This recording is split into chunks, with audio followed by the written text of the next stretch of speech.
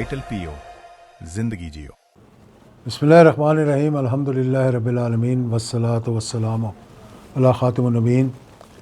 नाज़रीन, जिसका दिल कर रहा है वो चैनल को सब्सक्राइब करे और जिसका दिल नहीं कर रहा वो सिर्फ़ वैसे सब्सक्राइब किए बगैर देख ले ताकि हमारी अपडेट्स आपको मिलती रहें। बहुत बहुत शुक्रिया जिन लोगों ने हमें फ़ॉलो किया, जिन लोगों ने हमें सुना, जिन लोगों ने तबसरे किए। मुझे अच्छा लगा कि मैंने अपनी कोई अगर बात की हो तो कुछ दोस्तों को नहीं पसंद आती तो उसके बारे में वो ज़िक्र ज़रूर करते हैं, लेकिन आज एक बड़े दुखी दिल के साथ मैं बात करना चाह रहा हूँ। और मेरा ख़्याल है कि इससे पहले भी मैंने एक आधी मरतबा बात की। ये उस सूबे के बारे में है जहाँ पर एक खूबसूरत इलाका, जहाँ पर पहाड़, रेगिस्तान, टनल्स, चागी और ज़ियारत, ये तमाम जगह थी। और ये इसका बैकग्राउंड में ज़रा जाते हुए एक मैंने आर्टिकल पढ़ा रिसेंटली, इब्तिसाम साहब ने लिखा हुआ था जंग के अंदर के बलूचिस्तान के बारे में, कि बलूचिस्तान के बिगड़ते हुए हालात के बारे में। और उन्होंने जो बातें लिखी वो दिल को लगी, वो कि बलूचिस्तान का जो सूबा था, इसकी अगर तारीख़ को देखा जाए तो ये कायद-ए-आज़म का महबूब तरीन जो है ना ये सूबा था। और वो इसलिए कि 1920 में ही जो है बलूचिस्तान के हकूक़ के लिए जब लोग सरगर्म हुए तो कायद-ए-आज़म ने उनको पूरा सपोर्ट किया। फिर 1929 में जो करारदाद पेश की गई हकूक़ के और 14 निकाती प्रोग्राम पेश किया गया, उसकी भी सपोर्ट की कायद-ए-आज़म ने। और 1933 के अंदर फिर जो असेंबली के अंदर करारदाद पेश हुई उसको सपोर्ट किया कायद-ए-आज़म ने, बल्कि पेश करवाई लेकिन वो रद्द हो गई वहाँ पे।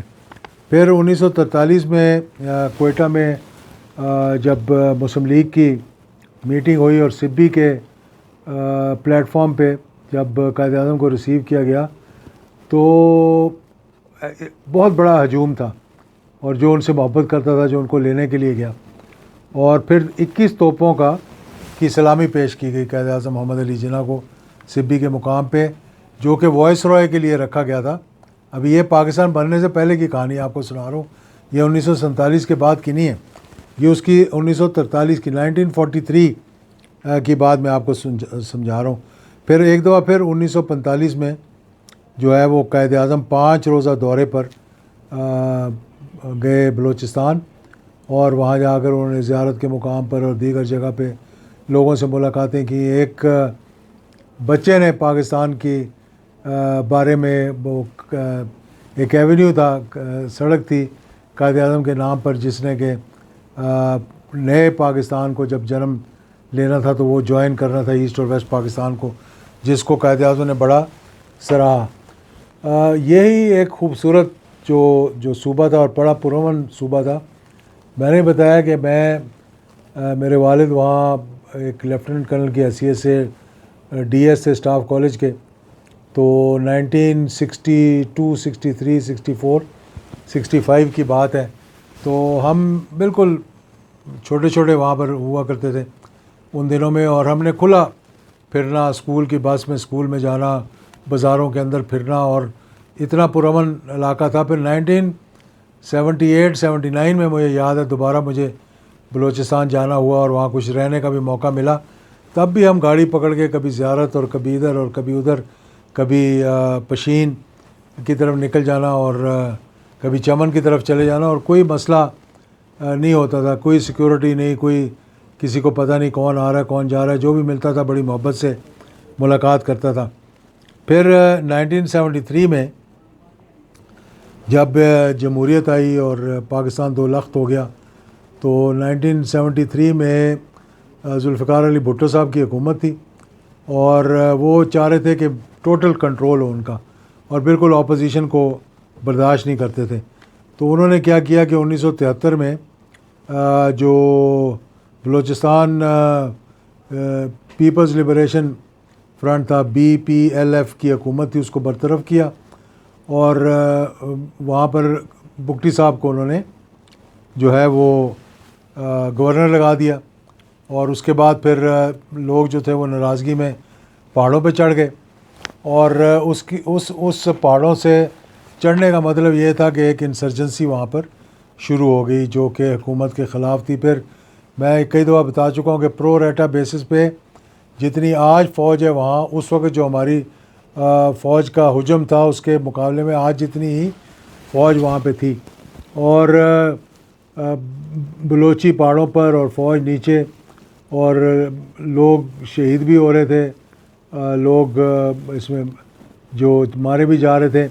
और ये मसला जो है वो 4 साल तक 73 से लेकर 77 तक चलता रहा। लोग पहाड़ों पे चढ़े रहे और फिर जब उस हुकूमत को हटाया था तो ये बहाना ये किया था कि इराक़ की एम्बेसी में से उनको कोई अम्यूनेशन वगैरह जो है वो सप्लाईज़ वहाँ पे जा रही हैं। बहरहाल ये जो मामलात हुए उसके बाद फिर 1977 में जब मार्शल लॉ लगा तो जनरल ज़िया-उल-हक शहीद सबसे पहले तो गए, हैदराबाद ट्रिब्यूनल बना हुआ था, वो हैदराबाद जेल में गए जहाँ पर मरी को, मेंगल को, दीगर लोगों को, वली ख़ान को, बेगम वली ख़ान को, शेरबाज मज़ारी को, यानी जो भी उनकी हाँ में नहीं हाँ मिला रहा था उन सब को जेल में बंद किया और हैदराबाद ट्रिब्यूनल बना दिया। तो ये जनरल हमीद गुल की ज़ुबानी में आपको सुना रहा हूँ यहाँ पर। भुट्टो साहब ने बलूचिस्तान के साथ ज़्यादतियाँ शुरू कर दी और उनको दबाने के लिए उन्होंने हैदराबाद ट्रिब्यूनल बना दिया। सरदार खैर बख्शमरी, अताउल्लाह मेंगल, हत्ता के अब्दुल वली ख़ान और शेरबाज मज़ारी एट्सेट्रा एट्सेट्रा जो बड़े बड़े लीडर थे बिलखसूस बलूचिस्तान के, उनको जेल में ठोक दिया। हैदराबाद ट्रिब्यूनल उन्होंने कायम कर दिया। अब जब मार्शल लॉ लगा ज़िया-उल-हक साहब ने, तो पहला काम ज़िया-उल-हक साहब ने किया, one of his first deeds, जो भी किसी ने भी एडवाइस किया, मैं तो खैर बहुत ही जूनियर था, तो जिस वक्त लगा तो मैं लेफ्टिनेंट कर्नल था, तो मुझे तो पूछा नहीं गया। बाद में मेरी रेलेवेंस हो गई जब मैं चीफ ऑफ स्टाफ बना, 2 कोर का ब्रिगेडियर बन गया, फिर मेरा पॉलिसी में मेरे पेपर जाने लगे, तो फिर कुछ बात बनी। ज़िया-उल-हक साहब ने पहला काम यह किया कि ही टुक ए फ्लाइट टू हैदराबाद जेल में जाके उनके साथ लंच किया, उनको रिलीज़ किया, ट्रिब्यूनल को कैंसिल किया और उनको कहा कि आप आज़ाद हो, आप मुहिब वतन पाकिस्तानी हो। खिताब भी दिया उनको कि आप सब भी इतने बड़े मुहिब वतन हैं जितना मैं हूँ। नतीजा ये निकला कि वो फरारी जो पहाड़ों पे चढ़े हुए थे वो नीचे आ गए, बलूचिस्तान में बना गए। कि जनरल ज़िया-उल-हक शहीद ने दौरा किया हैदराबाद जेल का, जेल के अंदर उनके साथ बैठकर खाना खाया।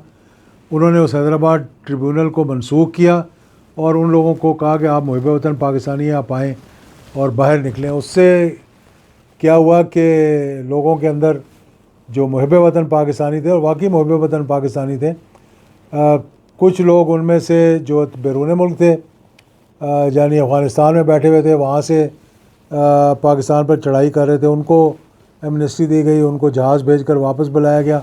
और बलूचिस्तान पाकिस्तान का सबसे पुरअमन सूबा 1977 से लेकर 1988 तक कोई एक वाक़या ऐसा नहीं हुआ वहाँ जिसको कहा जाए पूरे पाकिस्तान में हुए होंगे, कराची में हुए होंगे, पेशावर में हुए होंगे। अफ़गान जहाद एक तरफ शुरू हो गया था और उसके भी रिप्रिकॉशंस थोड़े बहुत थे। बलूचिस्तान बिल्कुल पुरअमन था और उधर कोई ऐसी बात नहीं। जनरल रहीमुद्दीन ख़ान वहाँ गवर्नर थे और आज भी लोग उनको याद करते हैं। कोयटा में गैस पहुँचाना और डेवलपमेंट के प्रोग्राम जो वहाँ पर उन्होंने करवाए थे।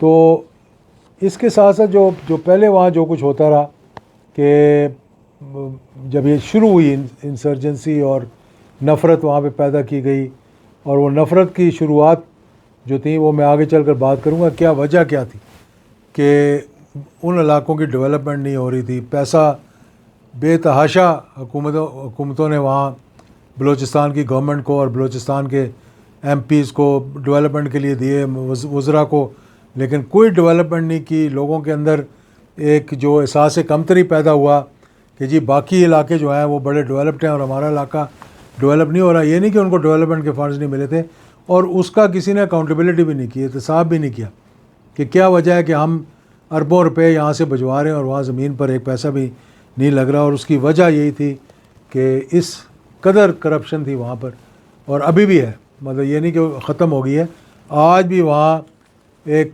करप्शन की ये इंतहा है।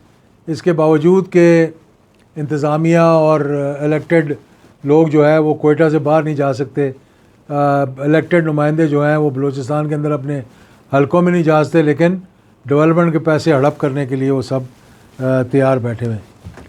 तो ये चंद चीज़ें हैं जो देखने वाली हैं। बात ये करनी थी कि अभी जो हाल में वहाँ पे हालात पैदा हुए हैं, 6 जुलाई में जो 3 जगहों पे हमला हुआ और एक कोऑर्डिनेटेड, जिसको कहते हैं ना कि बिल्कुल जैसे कि तैयारी के साथ, मालूमात के साथ, कम्युनिकेशन के साथ, जैसा किसी ने उनको ट्रेनिंग दी हो, और उस तरीके से इन्होंने 3 डिफरेंट इलाकों के अंदर किए। जो सबसे बड़ा जो था वो ज़ियारत के अंदर, और बाकी जगहों के भी मैं बताऊंगा जहाँ जहाँ ये गड़बड़ होती रही। और तकरीबन ऑफिशियल फिगर जो हैं कि 42 या 43 लोग पुलिस के, हमारे सोल्जर्स, कुछ सिविलियन वो मारे गए, इसमें शहीद हुए। और ये एक बड़ा डेडलिस्ट अटैक था जिसमें कि 8 लोगों को अगवा किया गया और अगवा करने के बाद उनको कत्ल किया गया। और इसमें कोई शक नहीं है, ये जिन इलाकों के अंदर ये हो रहा था, BLA यानी बलूचिस्तान लिबरेशन आर्मी जिसको कहते हैं, वो ज़ोब, ज़ियारत, कोयटा, मस्तूंग, कलात और गवादर, इन जगहों पे, खरान, इन जगहों पे ये मिलिट्री की इंस्टॉलेशंस पर और प्राइवेट सिविलियन इंस्टॉलेशंस के ऊपर हमले हो रहे हैं। इन जगहों में ये पिछले चंद महीनों से ये शुरू हुआ है मामला सारा। तो इसमें सबसे बड़ी बात तो है कि ये जो हालिया जुल्म हुआ है वहाँ पर, इसका अजाला करने के लिए जो हमारे वज़ीर आज़म साहब हैं और चीफ ऑफ आर्मी स्टाफ हैं, वो गए अपना वहाँ पर बलूचिस्तान में, और उन्होंने एक लॉ एंड ऑर्डर पे बड़ी भरपूर मीटिंग की और ब्रीफिंग भी उनको दी गई, और उसके बाद एक एलानिया भी दिया। और हमने अपना डिफेंस कमेटी में कल और आज इंटीरियर की कमेटी में इस मौजू पे बात भी की है, और इसका हल भी देखने के लिए कहा गया है, ब्रीफिंग के लिए भी कहा गया है, और दुआ भी की है अपने उन शहीदों के लिए जो हमारे लिए अपनी जानें कुर्बान कर रहे हैं वहाँ पर। लेकिन इस मसले का हल जो है वो निकालने के लिए 2-3 इक़दाम जो है वो करने पड़ेंगे। एक तो ये है कि सबसे पहले इस मसले का सियासी हल, क्योंकि इस वक्त एक जमहूरी हुकूमत है, बलूचिस्तान में भी जमहूरी हुकूमत है, मरकज़ में भी जमहूरी हुकूमत है। हम आउटसोर्स कर देते हैं मामला सारा, फ़ौज के हवाले कर देते हैं, और फिर हमारे पैरामिलिट्री ट्रूप्स जो हैं वो शहीद होते जाते हैं, और कोई सियासी इनपुट नहीं। वज़ीर आला साहब भी बैठे हुए हैं, वज़रा भी बैठे हुए हैं, कोई उनका इंटरेक्शन नहीं है पब्लिक के साथ। तो इस मसले का एक सियासी हल ढूंढने की ज़रूरत है। ये जो ताकत से, बंदूक से इसका हल निकलेगा नहीं। माजी के अंदर भी आखिरकार तमाम मामलात का हल जो है वो सियासी तौर पर ही निकाला गया है। एक मिनट रोकिए, मैं कुछ अर्सा पहले वहाँ जो बलूचिस्तान गया हूँ, वहाँ बहुत से लोगों से बात हुई और उनका इनपुट भी लिया। वापस आके मैंने वज़ीर आज़म साहब से भी मीटिंग की थी और उनको भी यही बताया था कि इस मसले का पॉलिटिकल हल जो है वो ढूंढें। हमारे साथ वो लोग जो इसमें कुछ एक्टिविटी कर सकते थे उस ज़माने में, ये आज से कोई 8 महीने साल की पहले की बात है, मुझे डेट एग्जैक्टली याद नहीं है वो, लेकिन मैं देख के बता सकता हूँ। तो मैंने आते ही वज़ीर आज़म साहब से मीटिंग की थी। ये इस पूरे टेन्योर के अंदर मेरी वाहिद मीटिंग थी जिसमें कि मैं कंसर्न था बलूचिस्तान के बारे में, कि हालात हाथ से उस वक्त निकल रहे थे। तो मैंने ये कहा था उनको कि इसका पॉलिटिकल मसले का हल निकालें। पॉलिटिकल हल का मतलब ये था कि उन लोगों को जो थोड़ा बहुत नाराज़ है हमसे, उनको साथ बिठाएं जिनका बलूचिस्तान से ताल्लुक़ है, जो असम्बली में मौजूद थे, अभी बाहर बैठे हुए हैं, जो माजी के अंदर चीफ मिनिस्टर रह चुके हैं और अब वो दूसरी तरफ खड़े हुए हैं, उन सब से गुफ्तगू की जाए, क्योंकि हम सब का राब्ता कहीं ना कहीं रहा है इसमें। जो भी बलूचिस्तान में मेन किरदार अदा कर सकता है उसको ऑन बोर्ड लेना चाहिए, उनको बैठाना चाहिए और इस मसले का पॉलिटिकल हल निकालना चाहिए। उसके लिए कोई कड़वी गोली खानी पड़े तो कड़वी गोली भी खा लें, क्योंकि गवादर ख़ास तौर पर लोगों को हज़म नहीं हो रहा। पाकिस्तान के अंदर जो मिनरल्स हैं अब उनका इंकशाफ जब होना शुरू हो गया रेयर अर्थ मिनरल्स का, तो बहुत से लोगों को तकलीफ़ शुरू हुआ है। गवादर के बारे में बहुत से लोगों को तकलीफ़ शुरू हुआ है। हिंदुस्तान ओपनली मुलवस है इसके अंदर और माजी में भी मुलवस रहा, लेकिन अब तो बहुत सब तरफ से वो लगे हुए, बलूचिस्तान के अंदर भी अफ़गानिस्तान के अंदर भी। टीटीपी भी उनकी प्रॉक्सी है और यहाँ बीएलए भी उनकी प्रॉक्सी है। तो क्या हमने दो टोक कोई फ़ैसला करके इसका जवाब देना है? जवाब देने का मतलब है कि कन्वे करना है उनको कि बस करें, काफ़ी हो गई है, और अगर नहीं करेंगे तो फिर कोई ऑल्टरनेट तरीका भी निकाला जा सकता है। लेकिन ये बहुत ज़रूरी है कि इस इंसर्जेंसी के ख़िलाफ़ पॉलिटिकल इनपुट होना चाहिए। वज़ीर आज़म को चाहिए कि इनिशिएटिव लें, ऑल पार्टीज़ कॉन्फ्रेंस बुलाएं। तमाम पॉलिटिकल पार्टीज़ जो बलूचिस्तान से ताल्लुक़ रखती हैं, चाहे वो नाराज़ हैं, जो पार्लियामेंट के अंदर मौजूद हैं, जो एक्टिव हैं पार्लियामेंट में नहीं हैं, जिनका ताल्लुक़ है वहाँ से, उनको सबको बैठाएं। इस मसले पे हमें कोई मालूम नहीं हो रहा। ये भी कहा गया कि जी 54 लोग जो हैं, 54 लोग जो हैं वो दहशतगर्द मारे गए।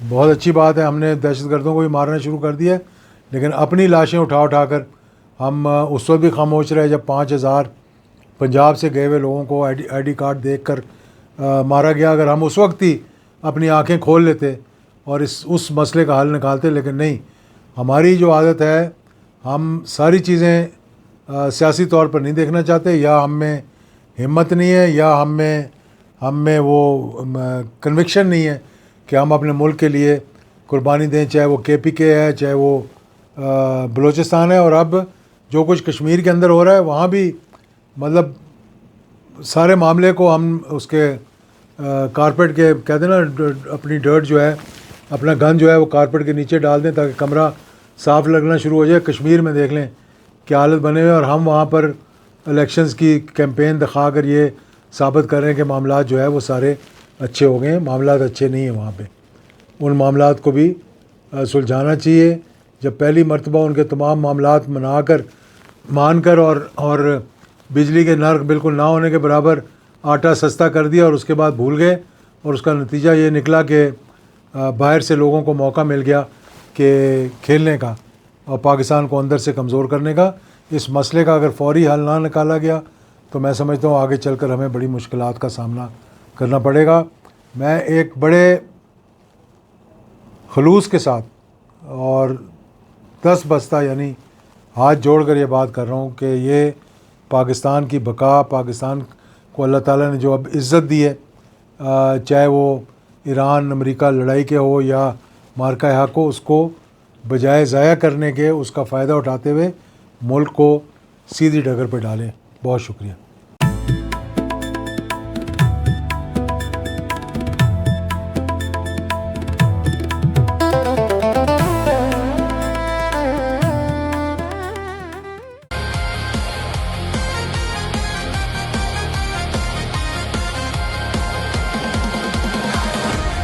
वाइटल पीओ, जिंदगी जियो।